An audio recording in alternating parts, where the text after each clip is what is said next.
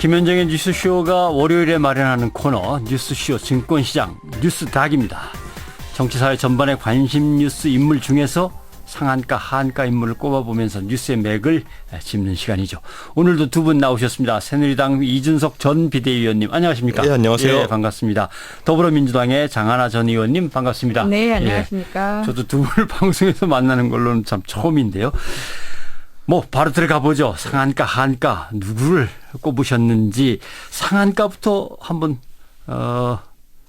뽑아볼까요? 두 분이 뽑은 상한가 인물은 각각 누구신지 이준석 의원께서는 누구 꼽으셨습니까?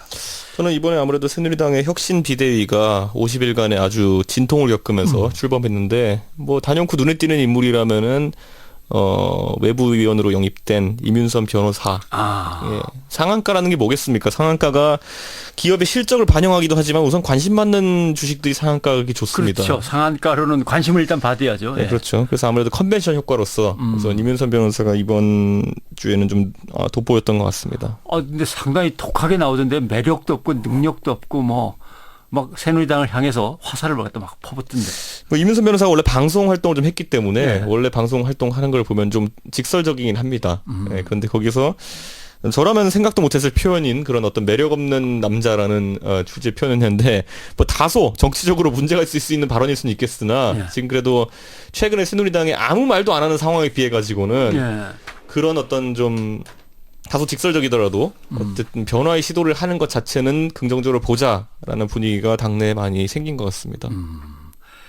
근데 이제 거기 혁신 비대위원회 쭉 들어가신 분들 보면은 뭐 하긴 이런 문제를 가지고 원내대표가 뭐라 그러겠습니까? 이런 독설을 퍼볼 만한 인물들이 좀 있어야겠죠? 제가 4년 전에 이제 공교롭게도 비대위원 하면서 저도 해보셨으니까. 네, 저도 생각해 보니까 처음 들어갔을 때 이제 더 했던 것 같은데 알까요? 뭐 그때는 정치적인 내용으로 직설적으로 나가가지고 예. 제 첫 번째가 제가 기억하기에는 새누리당의 들러리스러운 거 아니다.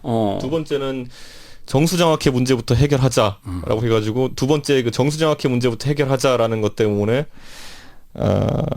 그때 언론이 저한테 달려와서 마이크를 계속 들이댔기 때문에 그렇죠. 저는 그때 아직 기억이 있습니다. 왜냐하면 좀 새누리당이 그 당시에 박근혜 비대위원장 체계로 가면서 좀 금기시되었던 분들을 건드렸기 때문에 아마 좀 그런 파격 효과를 이번에 또 그리고 거기서부터 사실 많은 게 시작됐거든요. 그 당시 사실 저는 아직도 기억하는 게 첫날 김종인 비대위원, 이상돈 비대위원 저 이렇게 갔는데 그 첫날은 김종인 비대위원이 저 보는 표정이 야 쟤는 27살짜리가 뭐하러 이렇게 와 있냐라는 표정이셨어요. 김종인 비대위원이 그런 게 있으셨습니다. 예, 워낙 관록을 또 중시하는 타입이다 그렇죠. 보니까. 예.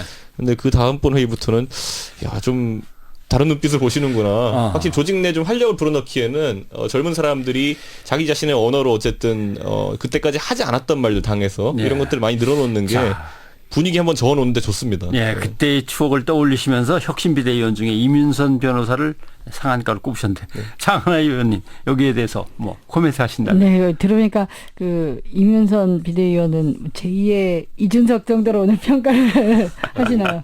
네. 네.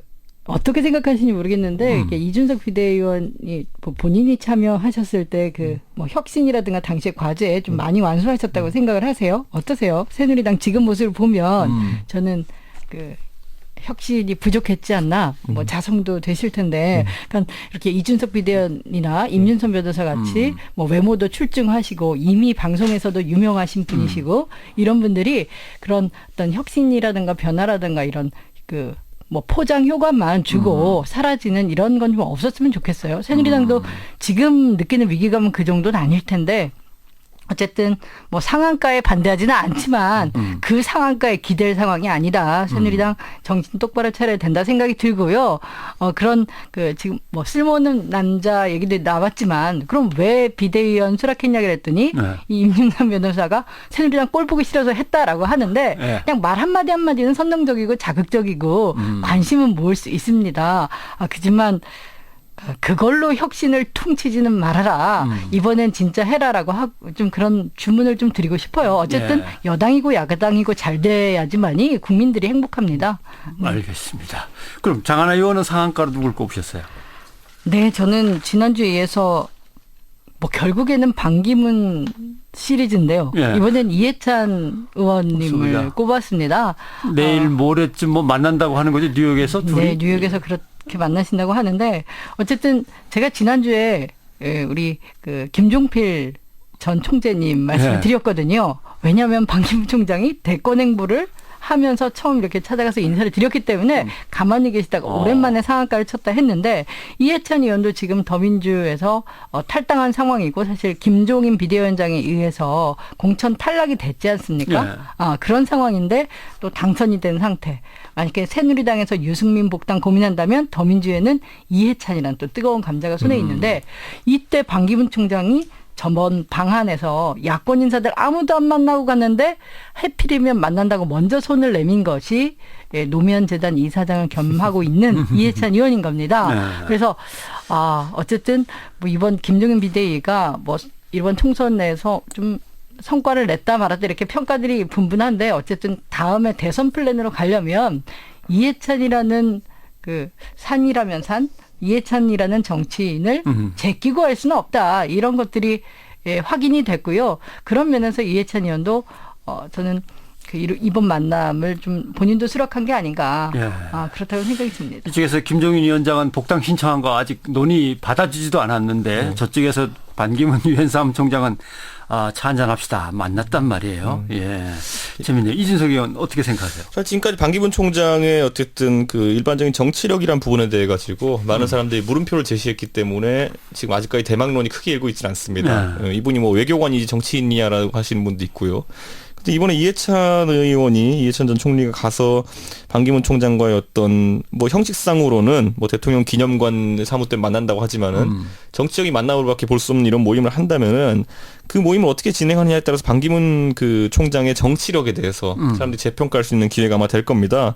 그리고 이해찬 의원님은 밖에서 좀 지금 너무 조급한 게 아닌가라는 평가를 할 수밖에 없는 행보를 보이는 거죠. 과연 이해찬 총리가 현재 친노 주류에서 어떤 위치이길래 지금 이렇게 뭐 대표격으로 보일 수 있는 뭐 사절단 대표격으로 보일 수 있는 위치로 반기문 총장을 만나는 것인지 만약 이런 모습으로 비춰지는 걸 원하지 않았다면은 제 생각에는 안 만났어도 되는 거거든요. 굳이 그 뉴욕 가가지고 만나야 될 일은 없습니다. 노무현 대통령 기념관 관련 사무로 갔는데 안 만나는 게 나을 수 있었는데 최근에 유승민 의원 개인적으로 굉장히 좋아하지만은 성균관대 강연에 성급하게 나선 것에 대해 가지고 여러 가지 말이 있는 것처럼 이 무소속 하시는 분들이 과거와는 달리 복당을 빨리 안 시켜주다 보니까 좀 조급한 모습이 약간 보이는 것 같아서 저는 이 부분 좀 100% 상한가로 평가하기 좀 어려울 것 같습니다. 네, 저는 반면에 조급한 게 오히려 더민주 쪽이 아닌가라는 생각이 들었어요. 이번 그 상황이라서 왜냐하면 그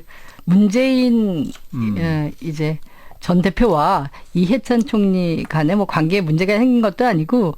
오히려 이번에 공천 탈락할 때 문재인 전 대표는 김종인 비대위원장에 여러 번 여러 차례 전화를 해서 이해찬 공천 탈락은 아시겠죠? 공천 심사표에 있는 점수 매긴 그 결과는 아니거든요. 이 정무적 판단이라고 김종인 비대위원장이 했는데 그래서 친노 자장이라고 이렇게 기계적으로 내치는 거 아니다라고 했는데도 결국 탈락이 됐고요. 거기다가 선거 결과도 뭐 참패로 나왔으니까 그 지역에서. 그렇죠. 근데 하여튼 재밌는 참 이런 인연은 88년도에 관악 을 지역에서 이해찬 전 총리가 김종인 비대위원장을 선거 이긴 적이 있어요. 그래서 뭐 물론 그런 것 때문에 속좁게 하지는 않겠지만 이런 정치적인 뭐 인연, 운명 같은 것들이 요새 계속 엎치락뒤치락 하고 있는 상황으로 보입니다. 저는 그래서 그런데 이번에 좀 이제 이기고 나가지고 생각이 바뀌면 안 된다라는 생각하는 게 저는 이번에 새누리당이 선거에서 진 이유는 뭐냐면은 친박이 아주 친박스럽게 나왔고요. 그 더불어민주당에 약간 차이가 있다면은 친노가 친노스럽지 않았다는 거예요. 친박은 굉장히 과거에 좁은 편협한 집단처럼 비춰졌던 시절이 있었습니다. 2007년 때. 그래서 경선에도 졌고요. 그런데 이번에 또다시 그런 모습이 한번 드러난 것이고요. 더불어민주당 같은 경우에는 뭐 친노의 좋은 부분도 있고 나쁜 부분도 있겠지만 나쁜 부분이 상당히 제거된 형태로 친노답지 않은 선거를 이번에 치른 거거든요. 그러다 보니까 이번에 이해찬 총리가 어떤 이런 바뀐 정치 상황에 대해 가지고 적응을 어떻게 하느냐에 따라서 이해찬 총리의 정치적 재기 가능성이 저는 뭐 갈릴 거라 봅니다. 일단 복당 문제는 빨리 처리를 해야 되는데 전당대회를 또 기다려야 되나요? 어떻게 해야 되나요, 이거? 일단 이해찬 의원의 복당 문제는. 네, 뭐 전당대회를 다는 명분을 하고 있지만 그런 핑계를 대고 있지만 사실 지금 현 지도체제 하에서는 별로 그 재고의 여지가 없는 걸로 보여지고요.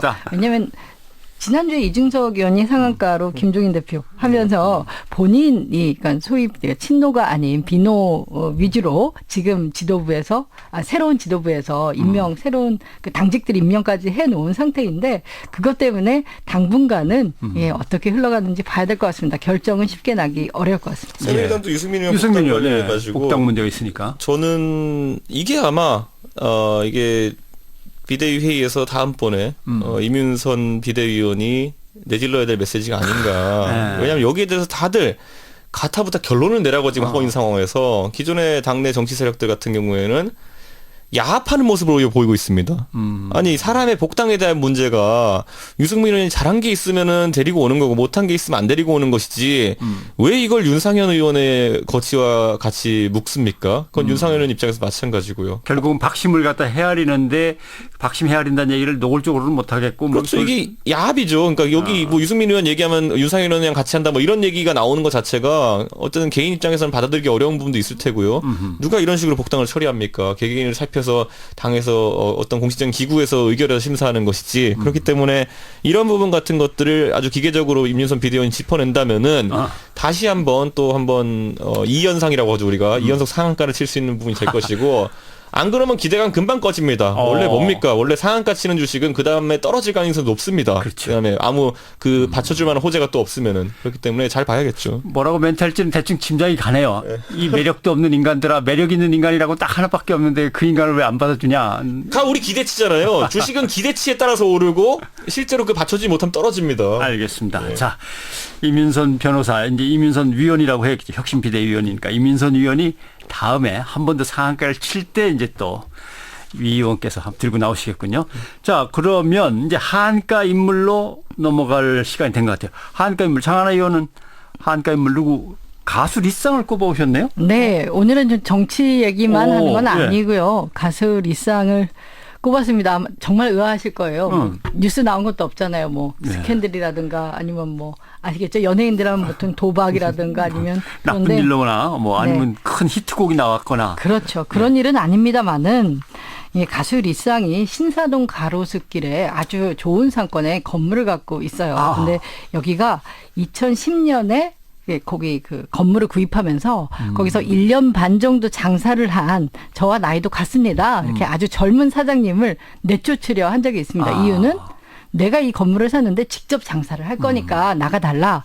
근데 이 분은 그때 그 대기업 직장 생활을 접고 본인 퇴직금하고 뭐 엄청 대출을 받아서 4억 정도를 투자를 해가지고 곱창집을 하신 거예요. 예. 젊은 사장님이. 곱창집이 잘 된 모양이군요. 일이 커진 거 보니까. 그렇죠. 곱창집이 잘 되고 얼마나 억울합니까? 사실 그 나이 30대 후반에 모든 걸 털어서 곱창집을 했는데 1년 반 만에 나가라고 하면 아무것도 못 받고 나가게 되면 정말 온 가족이 길바닥에 나앉는 거거든요. 근데 이런 게 가능한 것이 현재 대한민국 상가임대차 보호법이 허점이 많고 19대 때 뭐 저도 열심히 했습니다마는 2번이나 개정을 했는데 아직 갈 길이 멉니다. 근데 서울시의 경우에는 환산 보증금이라고 해서 원래 보증금이 있고 또 월세 내는 부분 있잖아요. 그럼 월세에 곱하기 100을 합니다. 그래서 2개를 더하면 어쨌든 현재 내고 있는 그 어떤 상가 임대료를 보증금 전체 보증금으로 전환했을 때 4억까지만 임대차 보호법의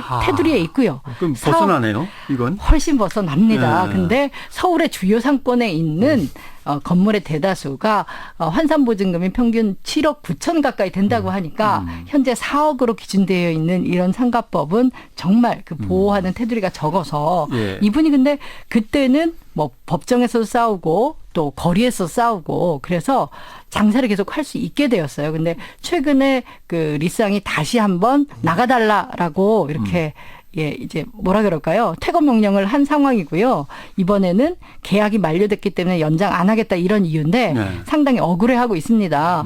이렇게 그 집주인들이 나가라고 했을 때 찍소리도 못하고 나가고 정말 그 쪽박 차는 이런 대한민국 그 자영업자들 문제 좀 제기하고 싶어서 일상 꼽았고요. 흔히 발생하는 거죠. 뭔가 누군가가 가서 그 거리를 갖다가 이제 멋있게 키워 놓으면은 집주인이 나타나서 뭐 올리거나 아니면 내가 하겠다고 내몰거나. 요새 뭐 젠트리피케이션 얘기가 그래서 많은데 정말 대표적인 사안인데 저는 그 만약에 이 건물주가 뭐 국회의원이나 정치인이었다면 또 정치적 도의적 책임들 물을 텐데 저는 가수이고 대중들의 사랑을 불특정 다수의 사랑을 받는 이런 유명한 연예인인 만큼 저는 아마 이런 그 임차인, 임대인 간의 어떤 상생 이런 것도 좀 보여주시고 예. 지금 법제도가 미비한 거는 국회의 책임이 맞고요. 하지만 저는 공인으로서 한번 이 불쌍한 애기 아빠 젊은 사장님 같이 먹고 살도록 좀 힘 좀 써봐 주십시오. 그러니까 장 의원님 말씀은 그래도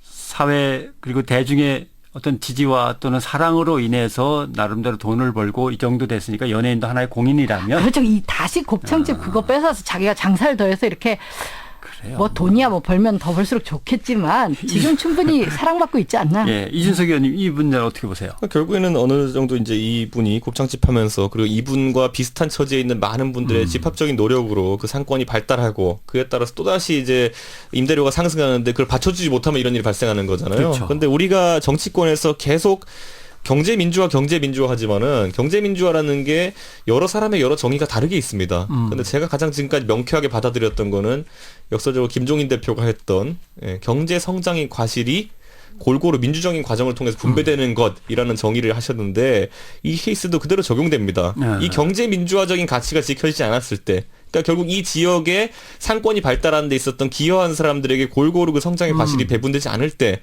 그 사회가 유지될 수 있겠느냐라는 것에 대해 가지고 건물주도 그 경제 공동체의 일원으로서 한번 생각해 봐야 된다는 거죠. 우리 이미 알고 있다시피 젠트리피케이션으로 인해 가지고 무너진 상권들 꽤 있게 되고요. 결국엔 부메랑으로 자기 자신에게 다시 돌아옵니다. 건물주들에게도. 그렇죠. 알겠습니다. 사실은 이제 여기에 자꾸 연예인이 끼는 이유는 연예인들이 돈을 벌고 그 돈을 갖다 투자할 데가 없나 하고 이제 찾다 보면 자기의 이미 그 높은 인지도나 이미지를 이용해서 이렇게 건물을 가지고 장사를 하고 하는 게 제일 수익이 높기 때문에 그렇죠. 자꾸 상당히 많은 연예인들이 네, 이 이 사장님이 뭐 젠트리피케이션에 작은 임대를 내는 것도 아니고요. 네, 여기에 더 이상 이렇게 탐욕 때문에 한 가정을 흔들지 말았으면 합니다. 장 의원님 지적하신 대로 전체 연예계가 이런 데 대해서 뭐 함께 자성하자. 이런 그럼요. 목이 이 있었으면 싸이 좋겠네. 씨가 한남동의 카페 드로잉이라는 그렇죠. 이거 가지고도 아주 오랫동안 좀 싸웠고요. 네. 네, 알겠습니다. 반복되는 자, 문제입니다. 이준석 의원의 하한가 인물도 좀 들어봐야죠. 누굽니까? 저는 이번 일주만을 놓고 평가하자면은 박원순 시장의 행보가 약간 저는 하한가로 평가할 수 있을 것 같습니다. 아, 박원순 시장이. 예. 왜냐하면 사실 뭐 우리가 항상 정치인에게는 뭐 포괄적 책임이라는 걸 묻지 않습니까? 그래서 세월호 때도 보면은 박근혜 대통령이 어쨌든 국정 책임자로서 세월호의 어쨌든 구조 과정이나 이런 것이 순탄했든지 못한 것에 대해 가지고 지금까지도 정치적인 비판을 좀 받고 있는데 박원순 시장 같은 경우 이제 재선 시장입니다. 예. 이제 임기가 거의 이제 4년 넘게 이제 지나고 5년째를 향해 가고 있기 때문에 지금까지 서울에 있던 어떤 적폐라든지 특히 이런 매피아 이런 문제 같은 경우에는 박원순 시장이 어쨌든 책임을 지고 척결했어야 하는 문제고요. 그 과정에 지금까지 다른 박 시장님이 주력을 뒀던 분야에 비해 가지고 좀 소홀하지 않았나라는 걸 생각할 수밖에 없는 부분이 있고요. 뭐 공교롭게도 이런 사안들 지금까지 서울시장 세 분 있었던 분들, 뭐 이명박 시장, 그다음에 오세훈 시장, 그다음에 박원순 시장까지 순차적으로 뭔가 이런 이번에 스크린도어 문제 같은 경우에는 문제점들이 발생했지만은 그 세 분의 똑똑한 시장이 아무도 발견하지 못하고 그랬을 거라는 생각하지 않습니다. 어느 정도 관례를 보고 묵인했다는 것인데 이것이 어쩌면 우리 사회에서 가장 취약한 19세 청년의 어떤 목숨을 앗아갔다는 거에 대해 가지고 여기에 대해서 어떤 책임감을 가지고 움직이느냐에 따라서 저는 박 시장님의 대권 행보가 크게 영향받을 수 있다는 생각합니다. 왜냐하면 지금까지 보여주셨던 적극성에 비해 가지고는 이번에 사후에 어쨌든 산하기관이었던 서울 메트로가 좀 숨기기에 급급하고 어쨌든 발뺌하려고 하는 모습에 대해 가지고 박 시장이 그렇게 철퇴를 가하는 모습 내는 게 보이지 않았거든요. 예, 관피아와 마찬가지로 메트로 출신들이 장악하고 있는 이런 기업체들, 예, 거기에서 벌어지는 뭔가 좀 석연치 않은 것들, 매피아. 이 매피아 문제를 몰랐겠느냐? 그럼 빨리 손을 대지. 아하, 그렇군요. 장하나 의원 어떻게 보십니까? 네, 동의합니다. 네, 제가 국회에서 환경노동위원회에 있으면서 뭐 비정규직 문제라든가 이렇게 청년 노동 문제를 쭉 다뤄왔고요. 이번엔 서울 메트로의 그 정비 부분을 용역회사의 비정규직, 그러니까 용역을 줬던 게 문제가 되지 않았습니까? 근데 지금 서울시가 서울 메트로 1, 2, 3, 4호가 있고 또 5, 6, 7, 8호에 도시철도공사가 있어요. 이 5, 6, 7, 8호는 정규직 기관사들이 지금 최근 거의 한 2, 3년 동안 9분이 자살을 하십니다. 다 정신적으로 우울증이나 공황장애를 겪어서인데 그렇게 생각하면 정말 하루에도 정말 수백만 명이 이용하는 서울 지하철 우리 그 타시는 서울 시민 여러분 아주 걱정이 되실 거예요. 안전 문제가. 근데 이유는 1인 승무라는 제도가 있어요. 지금 1, 2, 3, 4, 5는 그렇지 않은데 5, 6, 7, 8, 5는 한 분이 운전도 하시고 거의 100% 터널 구간인데 그 정차를 했을 때 안전관리 그 도어에 어떤 뭐 승객이 끼지는 않았나 확인까지 다 하시니까 너무 정신적인 그 경무에 시달려서 이런 결과가 온 건데요. 이 부분을 지금 말씀하신 대로 임재선 시장이시고 실이 4년 5년이 지났는데도 답보하고 있단 말이죠. 제가 이 문제 때문에 직접 시장님 만난 적도 있고 그런데 일단 서울 도시철도나 서울 메트로에 문제가 생긴 것들이 그 전에 오세훈 시장, 그 전에 이명박 시장 때 낙하산 인사라는 사장 때 인원 감축을 하고 예산을 줄이고 이런 과정에서 빌미가 된 건 맞습니다. 근데 여기 임원을 교체한다거나 아니면 대대적인 개혁이나 혁신을 안 하시더라고요. 그 부분에 있어서 리더십 부분도 그렇고 아니면 왜 이렇게 조직 장악을 못 하시나 하는 그런 저도 불만이 많았습니다. 최근에 박원순 시장은 오히려 이제 1, 2, 3, 4 서울 메트로와 5, 6, 7, 8 도시철도공사를 통폐합하겠다는 그런 정치적 과제를 이제 추진하다가 최근에 접었거든요. 그러니까 오히려 박 시장도 결국에는 그 인력 감축과 경영 효율화라는 그 두 단어에 이제 매몰된 것이 아닌가. 그래서 이런 안전 문제 같은 것에는 아니면 또 인프라 문제에 관해 가지고는 상당히 또 국가 지도자 아주 중요한 국가 지도자 중 한 명으로서 사실 서울시장이라는 건 뭡니까? 우리가 1,000만 시민의 생활을 책임지게 하면서 아주 유력한 예권 대비주자를 두는 곳이 서울시장이거든요. 그런데 그렇죠. 이번에 안전 문제에 있어서 상당히 취약점을 드러냈다. 우리가 지금 대통령도 관피아 문제 제대로 대처하지 못했다. 이런 전관예우 문제 제대로 대처하지 못했다라고 비판받는 상황에서 차기 주자 중에 한 명으로 꼽히는 박원순 시장이 다른 모습을 보여야 된다라는 이야기는 하는 거죠. 근데 죄송합니다. 상한가 올라갔다 내려갔다 이런 문제인데 이 하한가 문제는 박 시장은 잘못하면 길어지면 상당히 타격이 클 것 같은데요. 그렇죠. 말씀 방금 우리 이준석 비대위원 하신 것처럼 통합은 좀 빨리 서둘러야 될 걸로 보여집니다. 왜냐하면 통합할 때 각 회사의 노동조합들이 우리 지금 정비 업무를 비정규직이 하고 있거나 용역을 줬는데 이걸 정규직화해야 된다. 그리고 통합의 어떤 그 요구 조건으로 달았고요. 그걸 양쪽이 합의한 상태거든요. 그러니까 통합이 단순한 통합이 아니라 비정규직 문제를 해소하는 내용들이 들어 있습니다. 그래서 이 통합 지금 얘기 나왔던 것들을 박원순 시장이 이 계기로 해서 좀 빨리 처리를 한다면 대권 가져다 말다 이렇게 얘기할 것도 없이 정말 한 사람의 더 억울한 잘못된 희생을 막을 수 있는 중요한 과업이 될 겁니다. 알겠습니다. 0047님은 무리한 인력 구조 조정이 관피아를 양성했고 구역 사고를 발생시켰다고 봅니다 하면서 여기에 대해서 상당히 많은 관심들을 다들 보이시는 그렇죠. 사안인데 구조조정 요새 또 박원순 시장 말씀하신 대로 좀 서둘러야 되고 또 과감하게 할 건 해야 되는 그런 상황인 것 같네요. 자, 오늘 상한가 하한가 뉴스닥 두 분 수고하셨습니다. 고맙습니다. 네, 감사합니다.